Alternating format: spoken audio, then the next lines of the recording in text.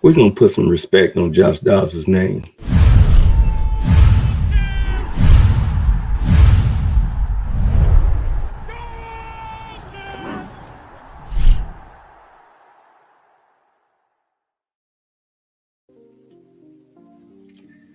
All right. Good morning, good afternoon, good evening, wherever this video finds you. Welcome to Raw Dogs Radio, where we talk about the Cleveland Browns and other football topics that might be worth talking about. And tonight, we're going to talk about Josh Dobbs because there are tweets going around talking down on Josh Dobbs. Throwing some real dirt on his name. And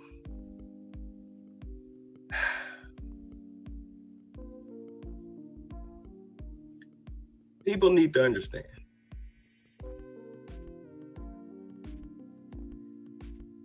That was his fourth game in Minnesota against a divisional foe that has been on an upswing ever since they got Montez Sweat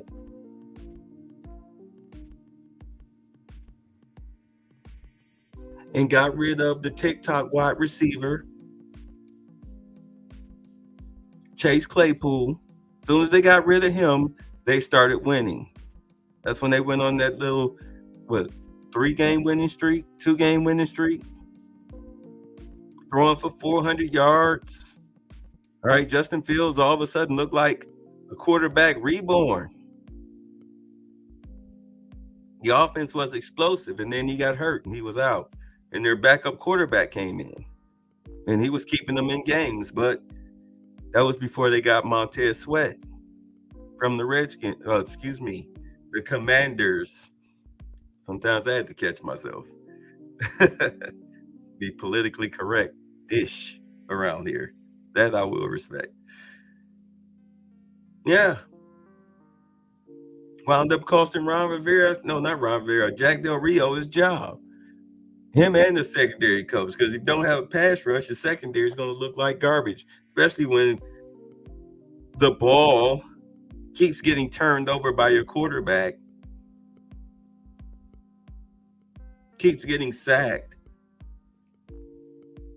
has to throw the ball away because of what would be, if he was tackled, would be coverage sacks.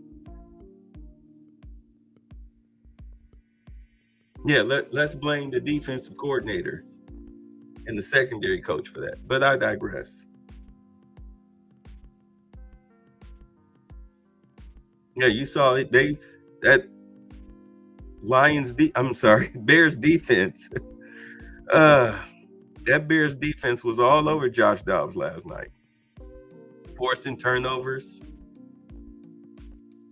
Yeah, he played his worst game of the season against the Vikings divisional foe, who got their starting quarterback back.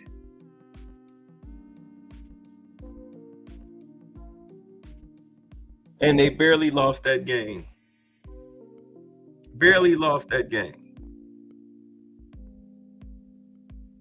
The week before, they lost to Denver by a missed field goal. They lost to Denver. Denver, the team that just spanked us. It just spanked us, yeah. Yeah, they lost to them by 1 point. Missed field goal. And suddenly, Josh Dobbs is no good. I will forever contend that I thought that was the stupidest move that Andrew Berry had made this year. You left the quarterback room without experience. Josh Dobbs is a literal rocket scientist. There was nobody that was better suited to step up to take over if Deshaun Watson got hurt than Josh Dobbs, who you brought back twice. He was worth more than a 5th round pick.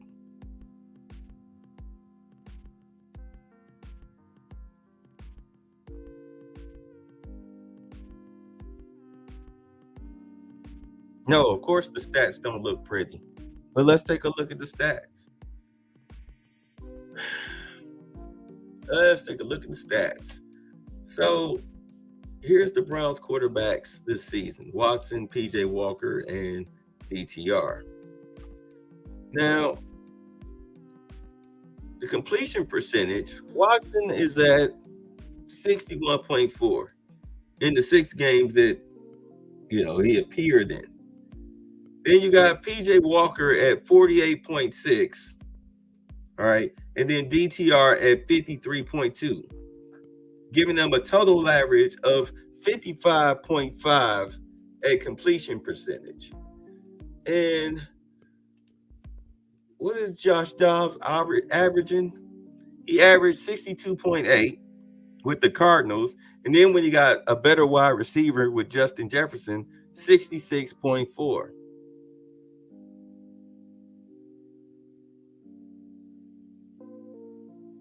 In 2 games, he's thrown for more yards than all of our quarterbacks combined. By what? Yeah, almost 400 yards. But definitely more touchdowns. 8 at the Cardinals with 5 interceptions. I definitely take that. This right here, this 8 and 5, considering how our quarterbacks, where are they? I mean, you take out Deshaun Watson and 7 and 4, which we're taking it with a 61% completion percentage, but we'll take it. 17 sacks, but we'll take it. All right. But meanwhile, PJ Walker and DTR, look at this. 1 touchdown, 5 interceptions. 1 touchdown, 4 interceptions so far. What y'all saw last night was Josh Dobbs' worst game of the season, of his whole season, which is documented right here. All documented right here. This was last night. 1 touchdown, 4 interceptions. He did in one night what they've done all year, but outside of that, 1 touchdown, 1 pick. I'll take that. As a backup quarterback, 1 touchdown against the Saints. I'll take 268. I'll take that. Look at these completion percentages. These are just in the games. Even though they lost that game with 4 turnovers, 68%. 68.8%. For a backup quarterback, I'll take that. Especially for one that's playing in his 4th game, who 4 games ago when he got here, he wasn't supposed to play, but the rookie got hurt and he came in and he beat the Falcons with 2 fourth-quarter touchdown passes. And then the following week against the Saints, 268 with a touchdown, didn't even know where the locker room was.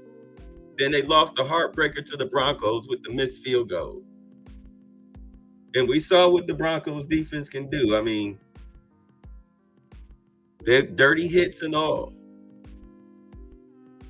Had a better outing completion percentage-wise against the Bears, but turnovers. The Bears know how to stop the Vikings. Do understand, the Bears and Vikings, it's just like, us against the Steelers or the Bengals or any other divisional foe, because that's their divisional foe. They know each other's strengths and weaknesses. So they got him. Plus, they got a pass rush. So they got him. He almost won. They almost came back against the Ravens. They lost that game 24-31. He threw 2 fourth-quarter touchdowns. They just ran out of time. They almost beat them. 146. I think these two are his lowest outings against the Seahawks. And, of course, they beat us. All right. And then against the Rams, who we have coming up next? 235, just 1 turnover. I'll take the 235. Hate the turnover.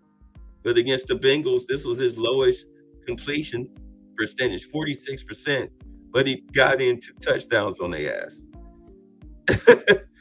All right. I would kill for a quarterback, backup quarterback to throw 2 touchdowns against the Bengals.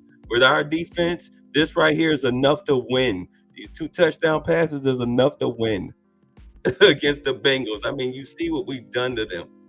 Well, what we did to them early in the season. We held them what? Did they score? Did they get 3 points? I think they got 3 points. Yeah. Yeah, that's enough. 2 touchdowns is enough. Against the 49ers, they lost this one, but 265, 2 touchdowns, no turnovers against the Niners. Yeah. And this is when the Niners were good, because this was week 4. I'll definitely take that against the Niners than what PJ Walker gave us. And then when they beat the Cowboys, 81%, that was his highest completion percentage of the season. Third game of the year, 189 and a touchdown. But they won. They blew the Cowboys out. 228, 1 touchdown against the Giants. With our defense, that's a win. Versus the Commanders, 132, no touchdowns, but also no turnovers. That's enough to win the game. Look, grand total, because they didn't really add in these games if you count the numbers. So you're looking at 8-5, 8 touchdowns, 5 interceptions with the Cardinals, and 5-5 with the Vikings so far. 66, 62. Look at that. Well, at least a decent rating of 81.3 and 81.2. And you trying to tell me these guys with a 48% average, 53.2 average, 55 collectively in 11 games is better? 9 touchdowns, 13 interceptions. Collectively, that's better. A rating of 65.8 collectively, that's better. I mean, he got Deshaun Watson ratings, but these guys, PJ Walker 52.2, DTR 50.6. You telling me these guys are better than Josh Dobbs?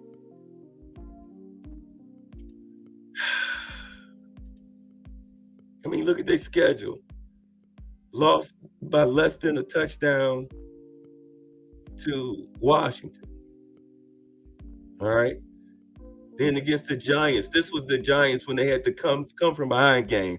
They were beating them. They was killing them at the half. Remember, it was 28-3. Game was over, but the Giants stormed back to win it.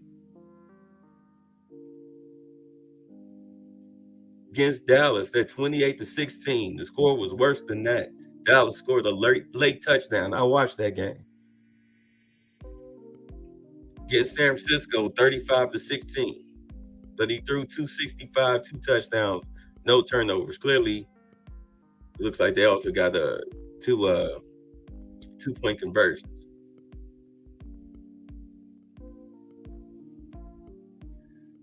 Cincinnati, we lost 34-20.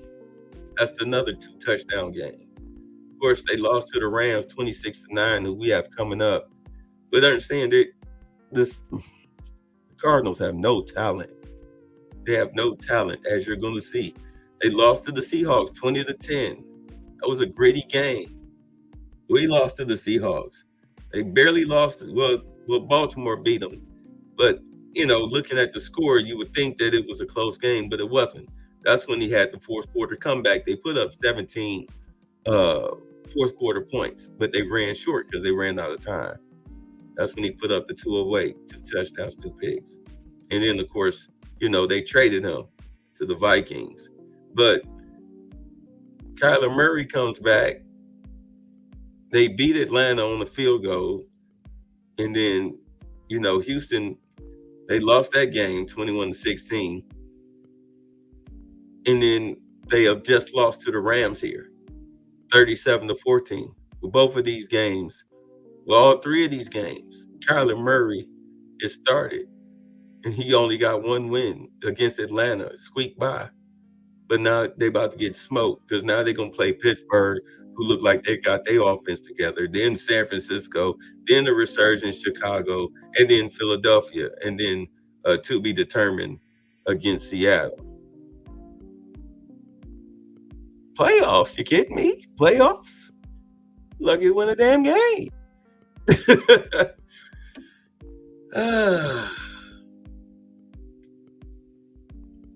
Meanwhile, Dobbs barely loses to Denver, barely loses to Chicago, even though he had the worst game of his career. The worst game of his career, turnover-wise. But still, almost won that game. You take away any one of these turnovers, they probably win the game.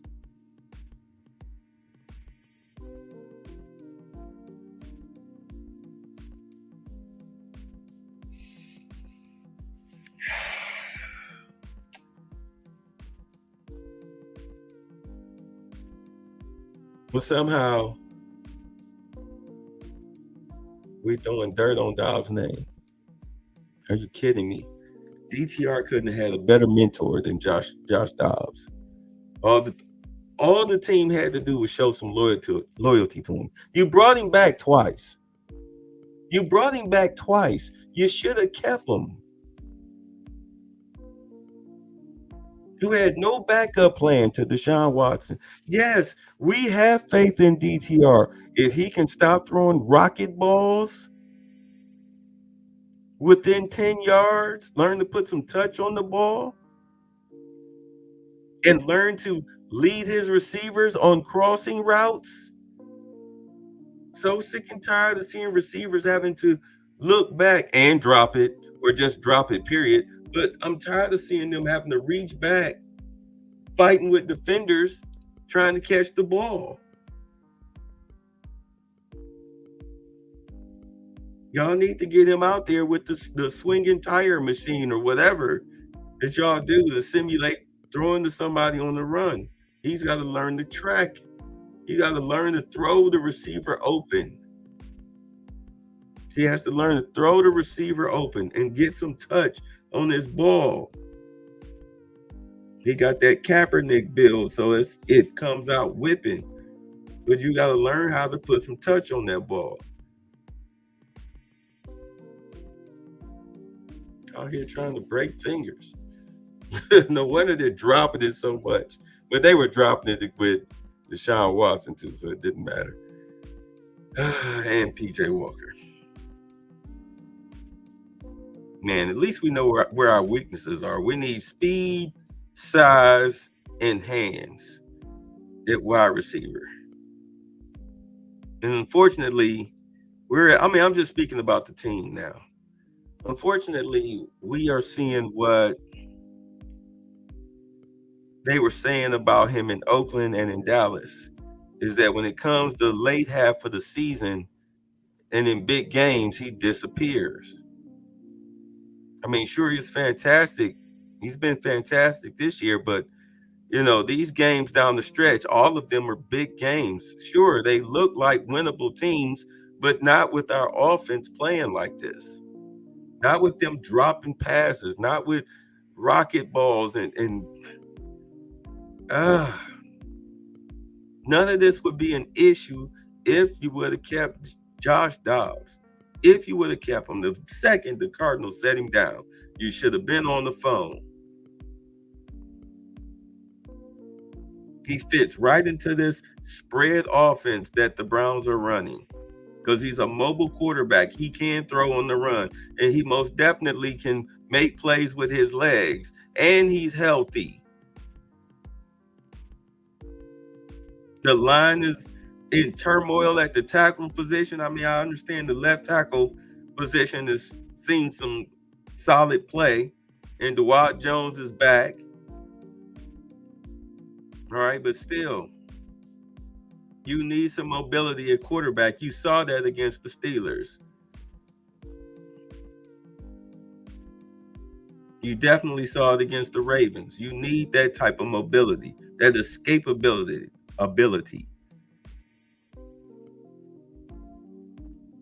Yeah, DTR, he's got it, but that boy needs to eat about 200 more steak sandwiches before he start doing stuff like that. I mean, you see that hit, that illegal hit, that launching high at a quarterback, that's roughing. That is a penalty, Denver. I mean, I understand you clubbed our quarterback in the face and neck there, but that is a penalty.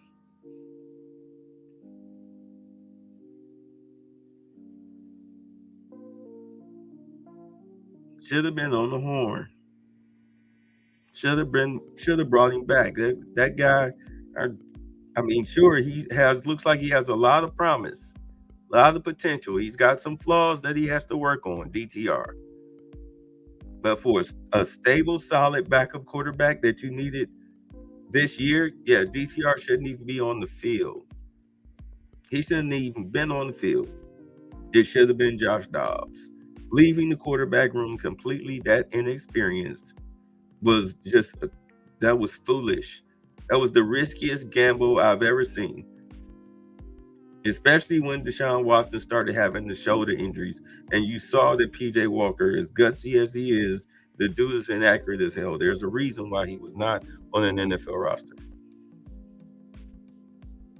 And instead of fast tracking, trying to get DTR, who out there looking like Bambi, all right, he looked like he should be starting a high school basketball game.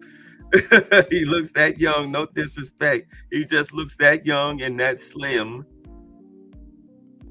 No, he wasn't ready. He's not ready. He was doing okay till he got concussed. All right, he did what he was told in Pittsburgh, but in order to move forward with him in the offense, he's going to have to learn some things. And of course, if he's not playing Sunday, then Flacco is going in. And if Flacco,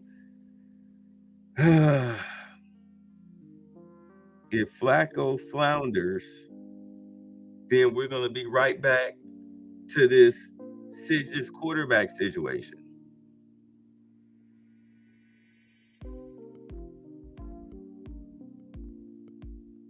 We're going to be right back talking about it when it all could have been solved if one of two moves were made. Either you re-sign Jacoby Brissett instead of letting him walk out the door. All right, but I understand that he doesn't fit this new style of offense that Kevin Stefanski is running, especially now without Nick Chubb. So it's not like you can lean heavily on the run from the power set. You know, the whole 2 yards, the cloud of dust might pop off into 20. Yeah, you can't run that offense anymore. All right, you're not built for that, and neither are your wide receivers for this 3 and 4 wide sets. These empty sets, you don't have the wide receivers for that. I mean, that's why you're not going deep. You're running a lot of out and ups. All right, a lot of sidelines, a lot of button hooks, a lot of crossing patterns. All right, and the out and ups don't get no look. Get no look, except in that one time with the Niners game, and a couple of times with Cooper there. But I mean, as of late, you haven't taken the shot downfield in a minute. Ever since they put the single high safety. So now you have to run slants with Amari Cooper, either slants or button hooks or up and outs. It's ridiculous. Elijah Moore is a failed experiment. Like, now we see why the Jets had him on the bench. Come to find out, he was whining and complaining for not understanding his role. Like, dude, you're not who you think you are as an NFL wide receiver. We found that out. The Jets fleeced us for that second round pick. They fleeced us.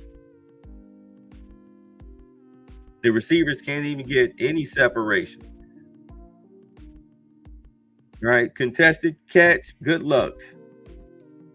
The one thing that Donovan Peoples-Jones was good at was a contested catch, and you shipped him to Detroit for a draft pick because you didn't want to resign him for next year. Meanwhile, your receiving core is banged up all the hell. Godwin's out with a concussion. All right, where the hell is Bell? We finally had a Tillman sighting, and Elijah Moore is, well, he's Elijah Moore. Like, how did he get open? He's just standing there wide open. Yeah, because defensive backs, they keep losing him because he's short, he's fast, he gets lost in the holes. So he's sneaky good. At least he has that. But double reverses and all of that, nope. Cut that out. He's not that type of player. Not that type of player. He's not the gimmick player. Doesn't have the athleticism. You need speed and athleticism on a all pro caliber level to be that type of player. He doesn't have that. He's fast. He's just not athletic like that. He's not an Eric Metcalf type.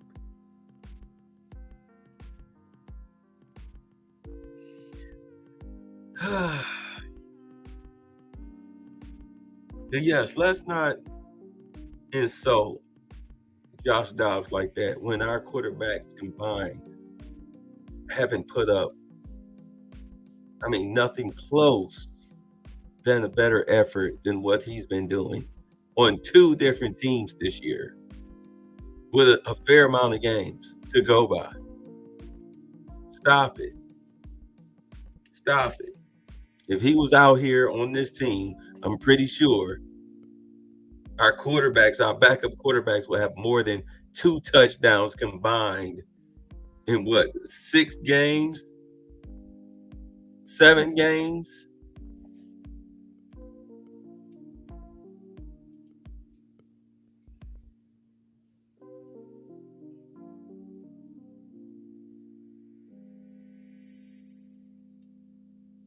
Yeah, 6 for PJ Walker, 5 for Dorian Thompson Robinson. I mean, these are splits. And he did one time come in. Excuse me. This is games played. But there have been times he came in to kneel. I think he came in to kneel against the Tennessee game and also the Bengals game, right? Before he got the 2 starts. So there's been times he's come into the game. PJ Walker, we know he's mainly been starting. Came into the game Sunday. All right, he's come into the game there, and he also came in against the Colts.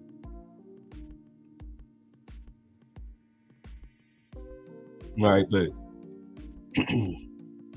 1 touchdown, 5 interceptions in 6 appearances, 1 touchdown, 4 interceptions in 5 appearances, 111 attempts, 109 attempts, completion percentage 48.6, 53.2. Are you kidding me? No, thank you. Do not disrespect Josh Dobbs. The man has earned this. He's earned this respect. Peace. Let me get out of here.